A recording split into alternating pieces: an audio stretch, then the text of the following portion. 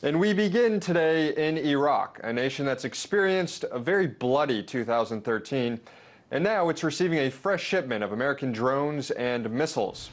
Last week, the United States shipped 75 Hellfire missiles to the Iraqi government to help deal with increasing extremist violence that has crippled the nation this year and led to the deaths of more than 8,000 Iraqis. In the coming months, the U.S. will also send 10 ScanEagle reconnaissance drones to Iraq.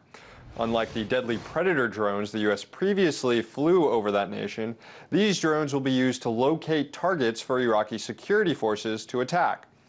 As of right now, U.S. government officials say there have been no requests from the Iraqi government for U.S.-operated lethal drone strikes in the country.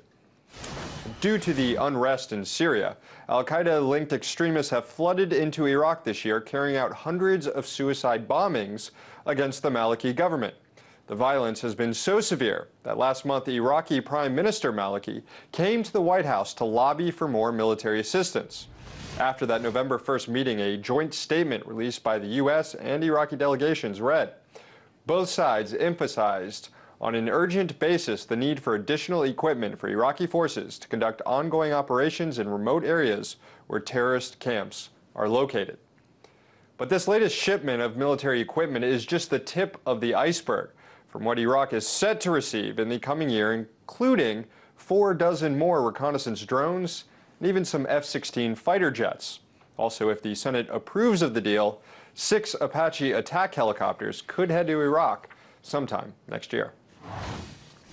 Now on to another U.S. military hotspot, Afghanistan, specifically Bagram Prison, which has indefinitely detained thousands of individuals arrested by U.S. and Afghan forces during the now 12-year war still raging in that country. While the U.S. handed off control of the vast majority of Bagram prisoners to Afghan security forces earlier this year, the U.S. still controls those prisoners at Bagram who are foreign nationals, non-Afghans, picked up outside the country and detained at Bagram. 3 of those foreign nationals filed a habeas corpus petition to challenge their indefinite detention in U.S. courts. But on Christmas Eve, 3 judges on the U.S. Appeals Court here in Washington, D.C. rejected that petition, arguing that prisoners do not have access to constitutional rights, mostly because it's impractical in a war zone.